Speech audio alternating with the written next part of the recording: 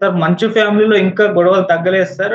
ఇంకా ఇంకా జరుగుతూనే ఉన్నాయి. నిన్న ఒక ఇన్సిడెంట్ జరిగింది. ఇదైతే చాలా ఫన్నీగా సోషల్ మీడియా అయితే మీమ్స్ కూడా పెట్టేసుకుంటున్నారు సార్. అదేంటంటే చక్కెర గొడవ. అంటే మనోజ్ ఇంట్లో పార్టీ జరుగుతుండగా విష్ణు వచ్చి చక్కెర పోసి ఆ జనరేటర్ పని చేయకుండా చేసి మొత్తం ఆ పవర్ ఆఫ్ చేసేలా చేశాడని చెప్పేసి కూడా మంచు మనోజ్ ఎళ్లి కంప్లెయింట్ చేశాడు సార్ పోలీస్ స్టేషన్‌లో. ఇప్పుడు ఇది కూడా చర్చనీయాంశంగా మారింది. ఏంటి గొడవలు మరి ఈ విధంగా కొట్లాడుకుంటా అని చెప్పేసి. అసలు ఏం జరిగింది? మీరేం చెప్తారు సార్ దీని గురించి? ముందు 'మంచు మనోజ్' ఏం చెప్పాడో చూద్దాం. 'మంచు మనోజ్' మీడియాకి ప్రెస్ నోట్ కూడా రిలీజ్ చేశాడు. అదేందంటే నిన్న వాళ్ళ మదర్ బర్త్‌డే అని, ఆ మదర్ బర్త్‌డేకి పార్టీ ఇచ్చాడు మనోజు.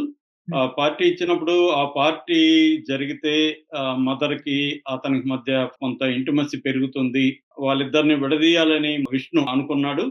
అందుకని ఆ పార్టీని చెడగొట్టాలని విష్ణు ప్లాన్ చేసి, వీళ్ళు బయటికెళ్ళిన టైంలో చూసి విష్ణు కొంతమంది బౌన్సర్‌లను తీసుకొచ్చి చక్కెర, షుగర్ కలిపిన డీజిల్‌ని జనరేటర్‌లో ఎందుకంటే అక్కడ పవర్ లేదు. జనరేటర్‌తో పవర్ నడుస్తుంది.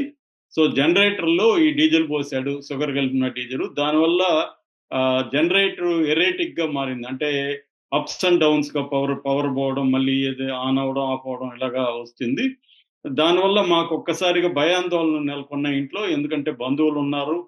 మా మదర్ ఉంది. 9 నెలల బేబీ ఉంది. మా అత్తమామలున్నారు. వీళ్ళంతా భయాందోళనకి లోనయ్యారు అని మనోజ్ చెప్పాడు. ఇది క్లియర్‌గా మమ్మల్ని హత్య చేయాలని విష్ణు ప్లాన్ చేశాడు.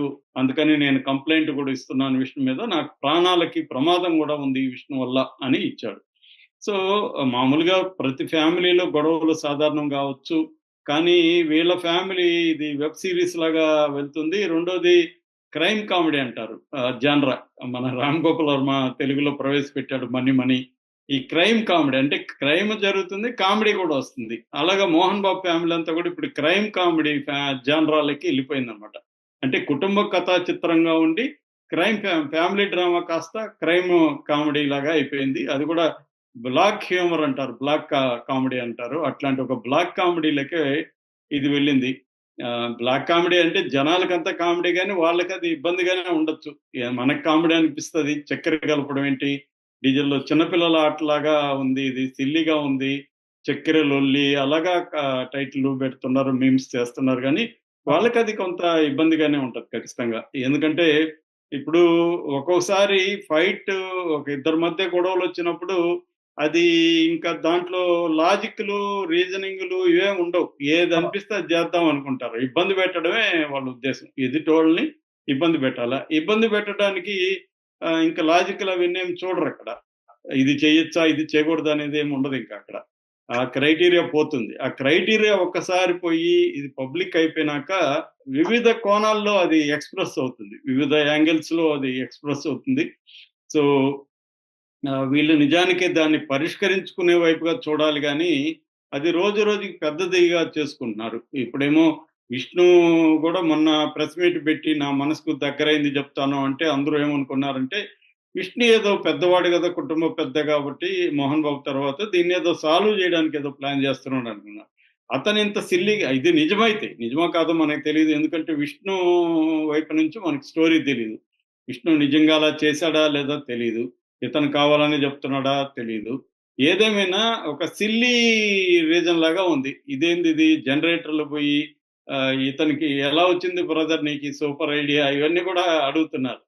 అంటే మనకెవరికి కూడా నిజానికి రాదు గదా! అవును. జనరేటర్‌లో షుగర్ కలిపితే అంటే ఇది పోస్తే ఇదవుతుందని మేబీ అతను ఇన్నోవేటివ్‌గా, క్రియేటివ్‌గా ఉంది అతని హరాస్మెంటు.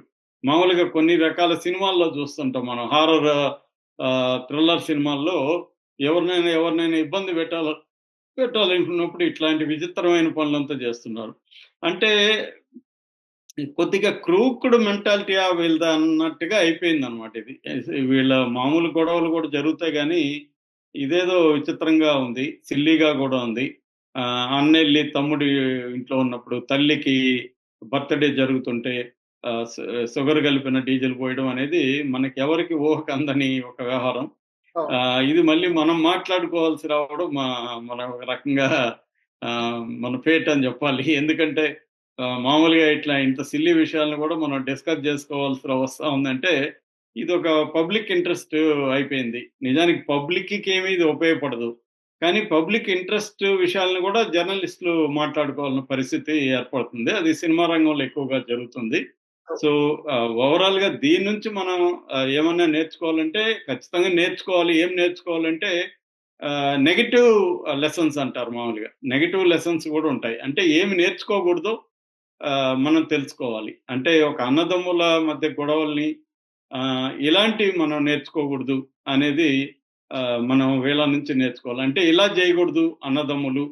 హ్మ్. గొడవ పడొచ్చు కానీ, దాన్ని ఒకవేళ గొడవ ఉంటే దేనికి గొడవ అవుతుంది? ఏంటి? కూర్చొని మాట్లాడుకోవడం ఇంపార్టెంట్. ఎప్పుడైనా గూడా చాలా విషయాలు పరిష్కారం ఎప్పుడవుతాయంటే ఆహ్, అందరూ కూర్చొని ఒక దగ్గర కోపాలు, తాపాలు ఉంటే అప్పుడు ఎక్స్‌ప్రెస్ చేసుకొని, అవసరమైనప్పుడు ఒకరినొకరు కొట్టుకొని గూడా అయిపోతే ఆ లోపల ఉన్నదంతా బయటకొచ్చేస్తే ఫ్రీ అయిపోతారు.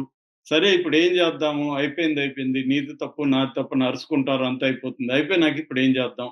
అనుకున్నప్పుడు ఎవరో మధ్యవర్తులుండి ఇద్దరికి బుద్ధి చెప్పి, "ఒరేయ్! నువ్వు మూసుకోరా నీది తప్పే, నీది కూడా తప్పురా" అని చెప్పి ఎవరన్నా దండించి, ఇక మీదట ఎలా ఉండాలి? ఒక పరిష్కారాన్ని అనేది చూపిస్తే అవుతది సాల్వ్.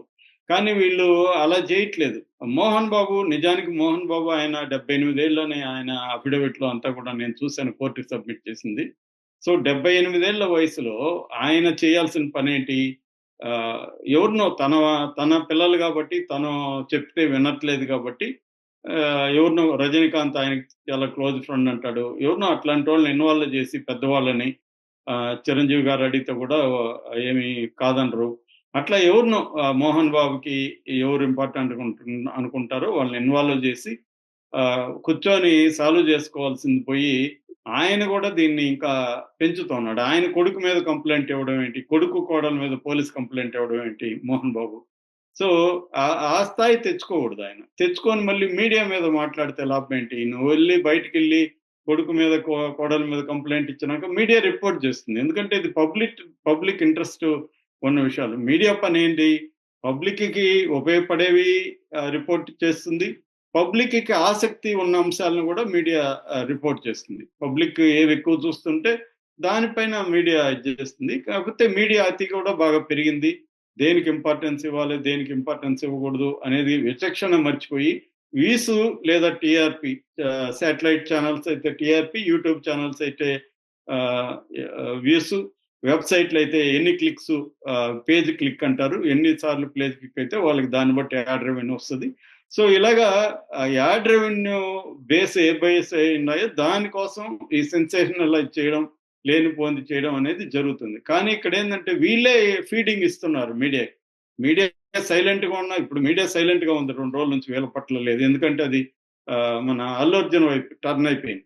అవును. టర్న్ అయిపోయినప్పుడు వీళ్ళు సైలెంట్‌గా ఉంటే ఇంక వీళ్ళని మర్చిపోతుంది మీడియా. మీడియా ఏం పట్టించుకోదు.